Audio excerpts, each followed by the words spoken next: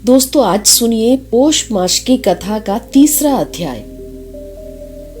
श्री नारायण कहते हैं कि नारद इस प्रकार पुण्य व्रत के विधान को सुनकर देवी का मन प्रसन्नता से खिल उठा।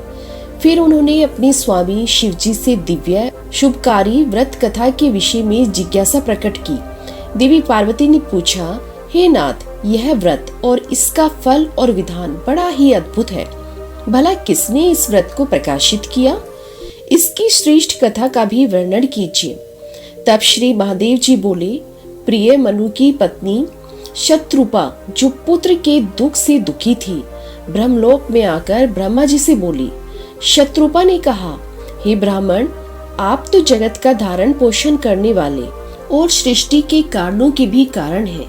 इसलिए आप मुझे यह बतलाने की कृपा कीजिए कि किस उपाय से बांझ को पुत्र उत्पन्न हो सकता है, क्योंकि हे ब्रह्मा जी, उसका जन ऐश्वर्य और धन सब निष्फल ही होता है। पुत्रवानों के घर में पुत्र के बिना अन्य किसी वस्तु की शोभा ही नहीं होती।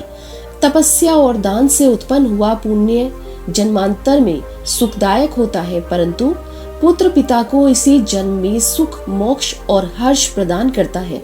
निश्चय ही पुत्र नरक से भी रक्षा करने का कारण होता है। हे ब्रह्मा जी, आप पुत्र ताप से अतृप्त मुझ अबला को पुत्र प्राप्ति का उपाय बतला दीजिए, नहीं तो मैं अपने पति के साथ वन चली जाऊंगी। आप इस पृथ्वी को धारण करने वाली धन, ऐश्वर्य और राज्य आदि ग्रहण कीजिए, क्योंकि तात हम दोनों पुत्रहीनों को पुत्र के बिना इन सबसे भला क्या प्रयोजन है। साक्षात ब्रह्मा जी से ऐसा कहकर शत्रुपा फूट फूट कर रोने लगी। तब उसकी ओर देखकर कृपालु ब्रह्मा जी कहने लगे, व्रत से जो समस्त ऐश्वर्य आदि का कारण, रूप संपूर्ण मनोरथ को देने वाला कारक है, उस सुखदायक पुत्र प्राप्ति के उपाय का वर्णन करता हूँ।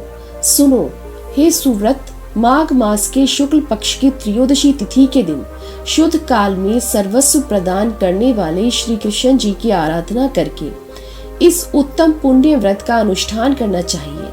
करण शाखा में इस व्रत का वर्णन भी किया गया है। इसे पूरे वर्ष भर करना चाहिए। यह सारी अभिष्ट सिद्धियों को देने वाला और सभी विघ्नों का नाश करने वाला है। व्रत काल में वेदोक्त द्रव्यों का करना चाहिए। तुम भी इस व्रत का पालन करके श्री कृष्ण जी के समान पराक्रमी पुत्र प्राप्त करो। ब्रह्मा जी के वचन सुनकर शत्रुपा ने इस उत्तम व्रत का अनुष्ठान किया। पर्वत और उत्पानपाद नामक दो मनोहर पुत्र भी प्राप्त हुए। देवहेतु ने इस पुण्य प्रकोप नामक पुत्र प्राप्त किए, जो सर्वश्रेष्ठ सिद्ध और नारायण के अंश से प्रकट हुए थे। शुभ लक्षणा अरुंधति ने इस व्रत को करके अपने पुत्र को प्राप्त किया। शक्ति पत्नी को इस व्रत के पालन से पराशर नामक पुत्र की प्राप्ति हुई।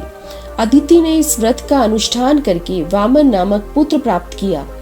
ऐश्वर्य शालिनी सची ने इस व्रत को करके जयंत नामक पुत्र को जन्म दिया। इस व्रत के करने से उत्तानपाद की पत्नी ने ध्रुव और कुबेर की पत्नी ने नल कुबेर को पुत्र रूप में प्राप्त किया। इस उत्तम व्रत के पालन से सूर्य पत्नी को मनु और अग्नि पत्नी को चंद्रमा पुत्र रूप में मिले। अंगिरा की पत्नी ने भी इस उत्तम व्रत का पालन किया था, जिसके प्रभाव से उनके पुत्र बृहस्पति हुए, जो देवताओं के आचार्य कहलाते हैं। हे कल्याणमयी गिरिराज नंदिनी, आप भी इस व्रत को करो। यह व्रत पत्नियों के लिए सुख साध्य है, देवियों के लिए सुखप्रद है और साध्वी नारियों के लिए तो यह प्राणों से भी बढ़कर है।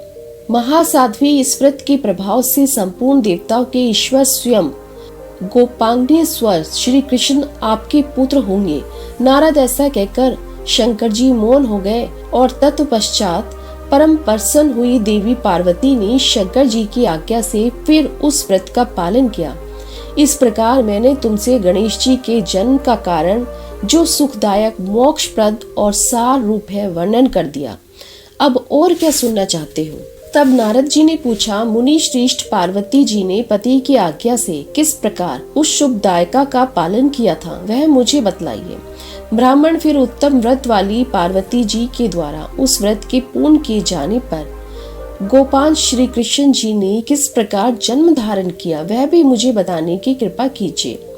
श्री नारायण जी कहने लगे, नारद, शिव जी यद्यपि स्वयं ही तप के विधाता है, फिर भी वे पार्वती जी से व्रत की विधि और उसकी दिव्य कथा का वर्णन करके तपस्या करने के लिए चले गए। यद्यपि शिव जी श्री हरि के ही प्रारूप है, फिर भी वे वहां श्री हरि की आराधना में लीन होकर उन्हीं के ध्यान में तत्पर होकर श्री हरि की भावना करने लगे। वे सनातन देव ज्ञानानंद में निमग्न और परमानंद से परिपूर्ण थे। प्रकट रूप में विष्णु मंत्र के स्मरण से इस प्रकार तल्लीन थे कि उन्हें रात दिन का आना जाना भी ज्ञात नहीं हुआ। उधर शुभ दयनी पार्वती जी ने पति की आज्ञा अनुसार हर्षपूर्ण मन से व्रत कार्य के लिए ब्राह्मणों और व्रतियों को प्रेरित किया और व्रत में काम आने वाली सभी वस्तुओं को मंगाकर शुभ मुहूर्त में व्रत का पालन करना आरंभ कर दिया। उसी समय ब्रह्मा जी के पुत्र भगवान सनत कुमार जी वहां आ पहुंचे। वे तेज के मूर्तिमान राशि थे और ब्रह्मा तेज से प्रज्वलित हो रहे थे। फिर पत्नी सहित ब्रह्मा जी भी प्रसन्नता पूर्वक ब्रह्मलोक से वहां पधारे। अत्यंत भयभीत हुए भगवान महेश्वर भी वहां आए। नारद, जो क्षीर सागर में स्नान करते हैं और जगत के शासक और पालन पोषण करने वाले हैं, जिनके गले में वनमाला लटकती रहती है, जो रत्नों के आभूषणों से विभूषित है और उनके शरीर का रंग श्याम है, विचार बुझाधारे भगवान विष्णु लक्ष्मी जी तथा पार्षदों के साथ बहुत सी सामग्री लेकर रत्न जट विमान पर आरूढ़ होकर वहां उपस्थित हुए।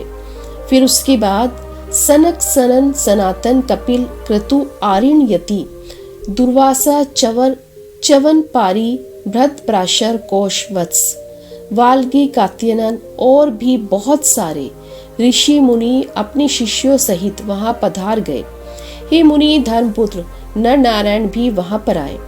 पार्वती जी ने उस व्रत के दिग्पाल देवता यक्ष, गंधर्व, किन्नर और गणों सहित सभी पर्वत भी उपस्थित हुए।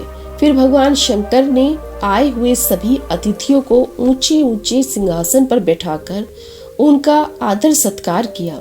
पार्वती जी के इस व्रत में इंद्र देवता, कोषाध्यक्ष, स्वयं सूर्य आदेश देने वाले और वरुण परोसने के काम पर नियुक्त थे।